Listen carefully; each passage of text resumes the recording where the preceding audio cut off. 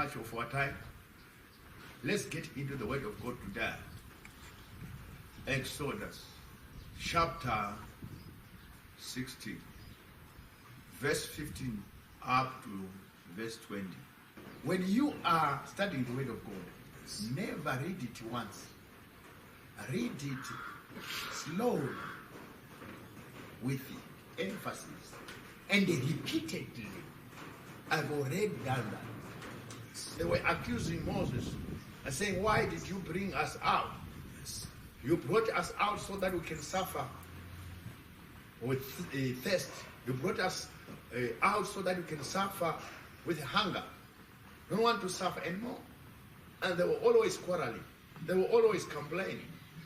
They were always pointing fingers at Moses and blaming him for the coming out. Not knowing that the coming out was never Moses' plan. It was the fulfillment of a prophecy to Abraham.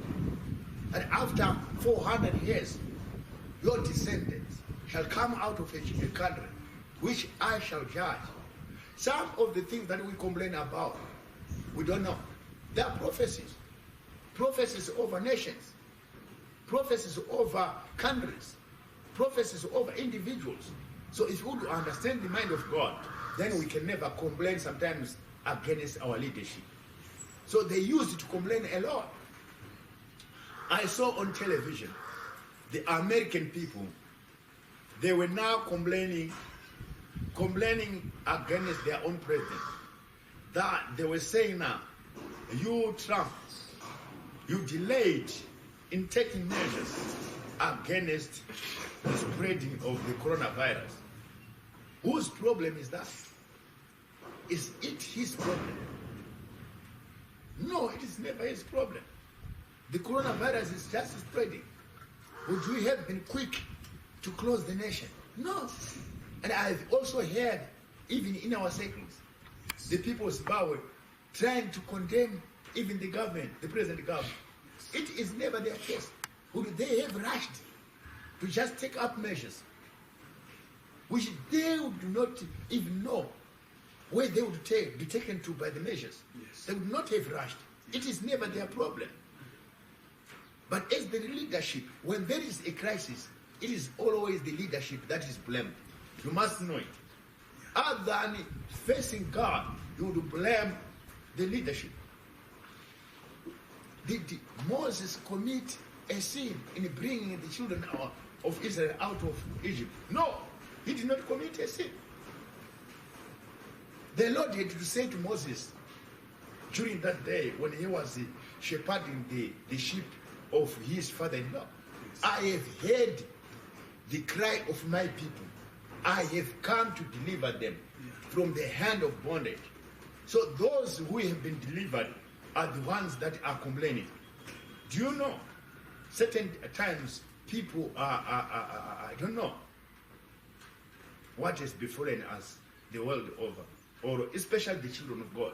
Let me particularize this thing to the children of God. After he have cried to God, and God has intervened, and he has delivered you, and you are now out, and you are now journeying towards your own country. If you are not careful, you can complain about the journey, but you don't know that in the first place, you are the one who was complaining about the oppression, and God sent his men to rescue you from that oppression. So you must be made to understand that during the journey, when something lacks, you don't complain to the leader. You face God. With your leader, you have to face God. Am I talking sense here? So they were always complaining. When a crisis is there, the leader is the one to suffer blame, is the one to suffer insult, is the one to suffer every kind of scandalization and being spoken evil of, as if they were the problem. Moses was never the problem. God was ready to provide. They forgot that the very God that made them to survive while they were in Egypt, and who protected them, from not dying, their firstborn from not dying. And who opened the Red Sea for them was there for them. Many, many times when we face challenges as children of God, we would complain against the leadership. We'll never understand, we'll never recall the past miracle that God would have done. So when you are facing a crisis, this is a principle here. You hear me now. You must remember how God has moved with you. Here experience works. Are you understand? Yes. Here experience works. Experience with who? Or experiencing what? Your experience with God works. They should have remembered that we have got a God who opened the sea for us to the extent that we walked in between the walls of the divided waters. Some of it on our right, and some of it on our left. Some of it on our right, and some of it on our left. Yes. And they forgot that. And I pray that as children of God, we should remember how God would have walked with us, and a number of miracles that He would have done for us, so that when we face a challenge, it is not our time to complain. It is our time to face it, using our God, calling upon our God to intervene and have mercy on us. And at times such as this, it is never our time to complain against even the leaders of nations. They are not only, they are even confused. They are also looking for solutions. Yes. So we should never be complaining against them. We should also be praying for them and standing with them, so that we can get a lasting solution. A solution whose effects would make us to prosper. Lasting solution. That's the one we are looking for. We are not against them. We are for them. You shouldn't be against Moses when something of this nature happens. It's never a time in life to be against your leadership when times are like this. God wants to be seen. He will provide. When they faced a difficulty, He was quick to know the door on which to knock on. The creation can tell you a prophecy. You are waiting only for men of God to prophesy. No, your environment can prophesy to you. So it is our duty, especially to us believers, to study nature and find out and discern the voice of God from our environment. Our environment can prophesy. Your own children can prophesy. Your own cake can prophesy. Your own car can prophesy. Your own wife can prophesy. Though you are calling her names, she can prophesy. Your own church again can prophesy. So it is the duty of a believer to discern the voice of the environment. Many, many times the environment has prophesied and the people have never heard the prophecy. Are you hearing what I'm saying? Yes. Are you hearing what I'm saying? Yes. Even today, the weather is prophesied. The pandemic is prophesied. Yes. It is telling us that Jesus is very near. Yeah. But why it is prophesying like that? That's when people are living recklessly. It shouldn't be that. We should be able to discern the voice of God. When God is beginning to provide something for you, Yes. you would never know what it is. You will be left amazed Yes. and perplexed and astonished. Your mind will be blown. Yeah. There is no a miracle which Jesus did and is doing which can never cause you to be amazed. Yes. This was a miracle. That's true. What is it? For they did not know what it was. May God do also to us during these trying times to provide for us. And Moses said to them, this is the bread which the Lord has given to you. You don't know. It is very, very amazing. What you don't know, sometimes your father in the Lord, your man of God, knows it.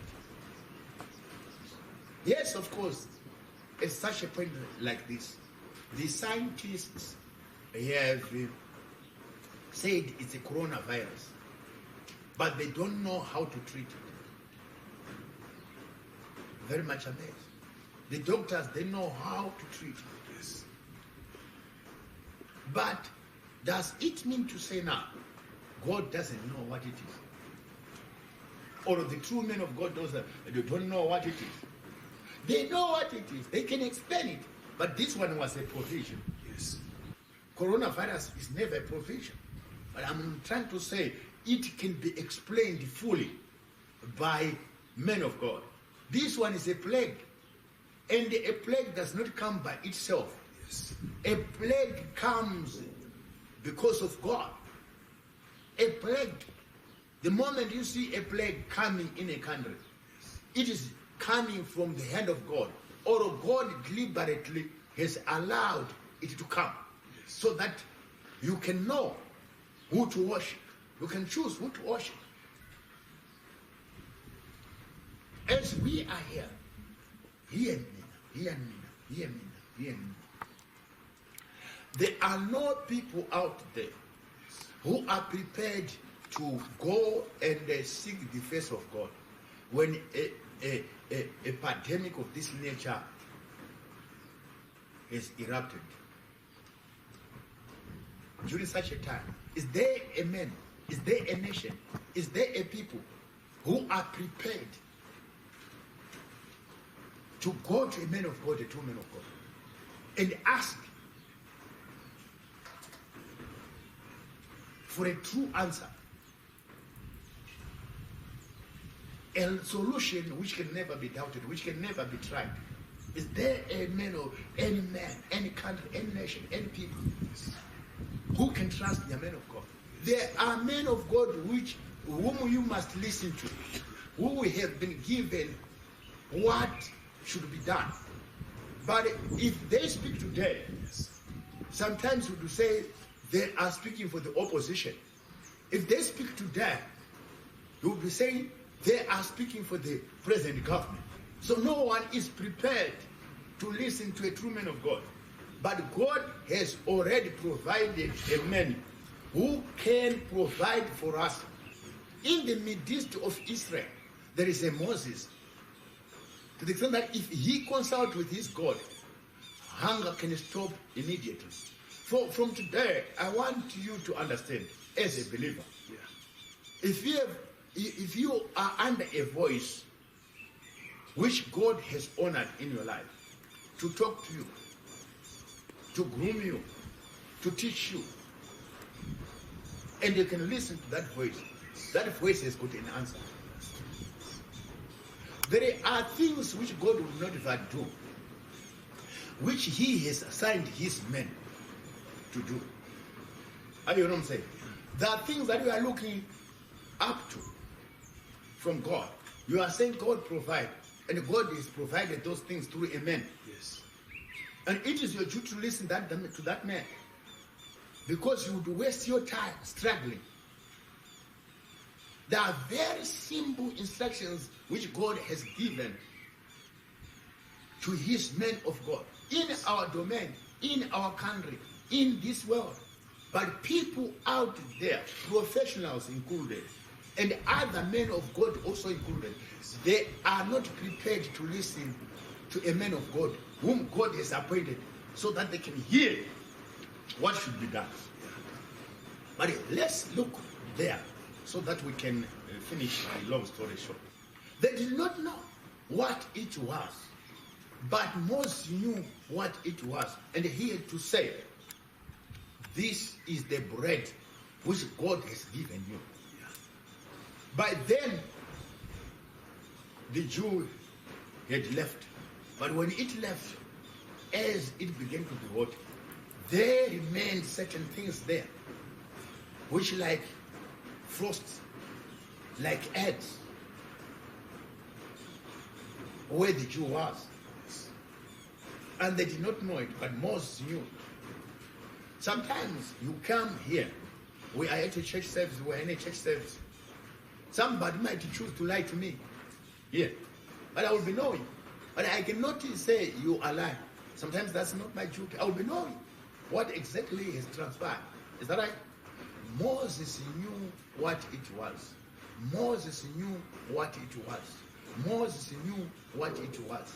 Moses knew what it was. Your true man of God knows what it is that is coming from God. He knows. He knows because he has made a covenant with God.